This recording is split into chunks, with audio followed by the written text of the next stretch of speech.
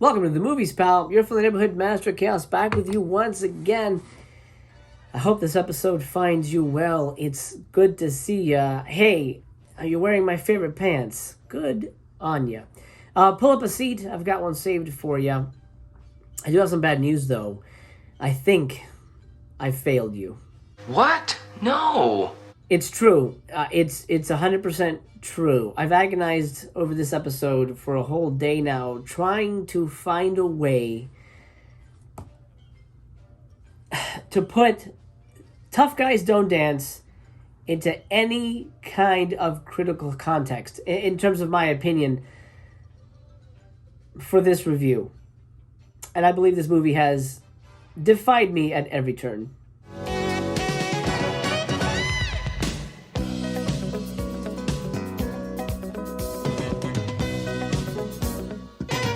Before we go any further, I do want to mention the Mail Day Monday poll where I asked you guys to comment down below and let me know if you would like Mistress Chaos to chime in with her thoughts on the film. The results have been overwhelming, and yes, Mistress Chaos will appear finally here on Master Chaos Theater with her brief thoughts on Tough Guys Don't Dance. So stay tuned for that. For now, you'll have to settle for me struggling through this review. And the problem is this movie. I've heard of this. I've never seen it. I thought it was a comedy. I thought it was a kind of a spoofy type movie. We all know the clip. You know, the clip. You know, the most famous moment in this movie. Oh, man. Oh, God. Oh, man. Oh, God. Oh, man. Oh, God. Oh, man. Boy, seeing that shit, you, of course, would think this is a comedy. It looks like a funny, kind of silly, thriller type movie. It's not. This is a dead, fucking serious thriller about affairs, murders, mysteries, drug deals. There's so much. Alcoholism. There's so much. I've never seen anything like Tough Guys Don't Dance. And I've seen a lot of movies. As a matter of fact, I like movies like this. I've seen The Room multiple times. I've seen Neil Breen movies multiple times. A good cast in a Tommy Wiseau type of movie. Now, why is it a Tommy Wiseau type of movie? The dialogue. The dialogue in this movie is so bizarre. So awful. He must have the longest prick in Christendom. Why do you say that? There is no other explanation for him. I can't believe this was written, and I've never read Norman Mailer in my life. Maybe this is just how he writes, and people like that. I know he's a famous writer, but this is based on his book, and he's written like over 40 books, I think. So I can't believe that that's his real style of writing, because if it is, I don't know how this dude became famous. I can't believe that anyone at Canon who produced it didn't say, we should have another pass at the script because stuff isn't connecting. Plot threads don't make any sense. We need a rewrite on this ASAP. I'm shocked that this went to market the way it is, and I don't know how. I just don't know how that's possible. So you got the good and the bad here. Good actors, bad writing, bad script, really convoluted plot. So convoluted it hurts your brain. What the hell's going on? What the hell is going on? And I don't want to give anything away spoiler-wise, but let's talk about the way the movie's constructed. Because the way the movie's constructed is so mind-bogglingly convoluted and dumb that it creates a perfect storm, like a Tommy Wiseau movie, like a Neil Breen movie, where it was something that was genuinely made, but so genuinely wrong. Your mind breaks. Your mind breaks, and you don't understand what's happening, and nothing connects. And Tough Guys Don't Dance is right up there with those type of movies. The construction of the movie, the way the movie is put together is thusly. It's told all in first person by different characters. Different characters narrate different parts of the movie. Ryan O'Neal's character is sort of the main dude telling us what's happening, but he's telling it to Lawrence Tierney's character, who plays his stepfather, I believe, and he's telling it in flashbacks, and then there's flashbacks within flashbacks, and then other characters chime in and tell their flashbacks. So you're getting flashbacks within flashbacks of other characters that are flashing back to other things. What?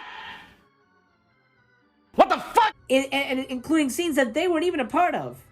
So they're telling stories that they weren't even a part of. There's no way that character could know that in their flashback, because they weren't there, and they were double-crossed by certain characters. So how are you flashing back to a double-cross that you weren't even aware of when you were double-crossed, and then you're flashing back telling that side of the story which you weren't even a part of? Do you see what I mean when I say this movie is a convoluted mess? And it's so hard to review. It's so hard to review. It's equal parts film noir spoof, a fair thriller, murder mystery. But it's the kind of movie where the murder, like, wait, who was murdered? Wait, what's happening? Who's missing? Who's dead? Wait, how did that happen? Wait, why does this guy have a marijuana stash in the woods? Wait, how did the sheriff know that character? Wait, didn't that character die? So wait, how's that happening? You cannot enjoy this movie on a first watch because you're so confused. Your mind is so boggled by the events that your mind refuses. Your mind shuts down and says, fuck you. What is happening right now? What is happening right now? For some people, that might be a plus. For most people, that's an instant negative. And I know why this movie now has the reputation it does. This is just a really bad movie. This is just a really bad movie. Get the fuck out of here. No, I cannot. It's serious. It's so hard to enjoy this movie. And I laughed out loud at some of the dialogue, sure. But most of the time, I was just scratching my head like, what is happening? What is going on right now? Why is this character talking like this? At one point, Wingshauser says, well, I love marijuana. It puts feathers on my ass. What the fuck? It's different when you see a Neil Breen movie or a Tommy Wiseau movie where you know these guys are clueless. They genuinely think they're making good movies. They don't understand why their movies are perfect storms. Here, I mean, Norman Mailer's a published author, award-winning author. Here, Ryan O'Neal and Isabella Rossellini are established actors with pedigrees. They know what's good, or they should know what's good and what's bad and what makes sense and what doesn't work. Now, I know Ryan O'Neal was against the oh God, oh man scene, and he wanted that taken out, but that's the only reason this movie is remembered is because of that scene. But you would think that they would say, guys, this movie just doesn't make any sense. It's too convoluted. It's too messy. It has too many stupid lines. We have to fix this. And they didn't. So I can't pull my punches and say, well, they tried and it was fun. I laughed at it. You know, it was okay. I had a good time with it. Fuck that. I'm over that shit. I'm gonna be honest with you. This was just junk. It stinks. I'm gonna give it 1 star. I almost gave it no stars because it's such a mess that I'm like, I don't think I'll ever rewatch it. And I thought maybe I'll keep it because I think it'll be fun, rewatchable kind of stuff. Because it's, it's so out there. But the movie's so slow, so sluggish. I mean, it's almost 2 hours. So sluggishly paced. And it doesn't deliver the goods like a Neil Breen or a Tommy Wiseau movie. It doesn't deliver the goods consistently. It's just so slow and dull and wears you down to the point you're like, fuck this thing, man. This feels like a David Lynch movie. Bullshit. It feels like a David Lynch movie, which you would think would be a positive, but it doesn't have David Lynch's flair. You know what I mean by it feels like a David Lynch movie? It feels like an episode of the Twin Peaks revival. Season 3, I guess you would call it, the return of Twin Peaks. While I enjoyed that, I still don't know what the fuck happened in that. And I enjoyed it because it's got the little touches, the little David Lynch touches, and it's got some really good acting, and it's got that style. Here, this feels like an episode of Twin Peaks: The Return, but without the David Lynch touch. Where like nothing connects, weird dialogue, weird characters, and it doesn't really amount to anything that adds up at the end of the day. That's bad. That's bad in my book, and something I cannot recommend. But what I can recommend is watch it. I think it's worth a watch. Find it on YouTube. Find it on Prime. There's ways to find it. Check it out. Give it a watch. And that's it. You'll forget it immediately because it's such a clusterfuck of a movie that your brain will refuse that you keep any of it in your mind. Thank God. That being said, let's turn things over to my lovely wife, Mistress Chaos. You wanted it. Here you go. Here is Mistress Chaos's thoughts on Tough Guys Don't Dance. So I saw Tough Guys Don't Dance. My overall thoughts are it was confusing and boring. I did not enjoy it. I didn't care about anybody. And I was honestly zoning out for a lot of it. Overall, thumbs down from me. Okay, but does this sour you from watching other Vinegar Syndrome movies? Not necessarily, but I'm not going to be excited to watch the next one. Well, would it make you feel any better to know that I've already sold this movie off? Yes, I'm very happy about that. Okay, good. So that means I can subscribe for a third year? I don't even know about the second year, so... Okay, this conversation is over. Thanks for joining us. Well, I hope you're happy. You made her sit through that movie. I know I am. Thank you for that, by the way. Special features include a really awesome interview with Wings Hauser. It's about 20 minutes-ish, 16 minutes, something like that. Really good stuff. I highly recommend that. It's worth a watch just to check in with Wings.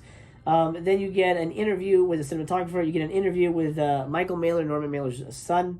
And then you get an interview with his biographer, J. Michael Lennon, Mailer's biographer, talking about the film and his filmmaking in general.